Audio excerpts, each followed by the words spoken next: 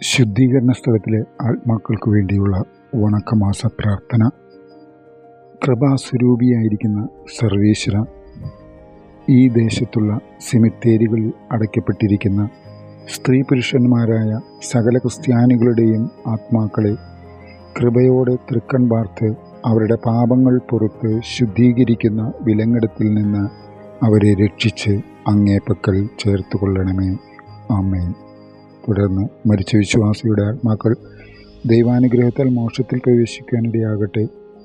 നിത്യപിതാവേ, ഈശോമിശിഹാ കർത്താവിൻ്റെ വിലമതിയാത്ത തിരിച്ചോരേ പ്രതി അവരുടെ മേൽ കരുണയായിരിക്കണമേ എന്ന പ്രാർത്ഥനയും സ്വർഗസ്ഥനായ പിതാവും നന്മ നിറഞ്ഞ മറിയവും തുത്യസ്തുതിയും 5 പ്രാവശ്യം വീതം ചൊല്ലുക.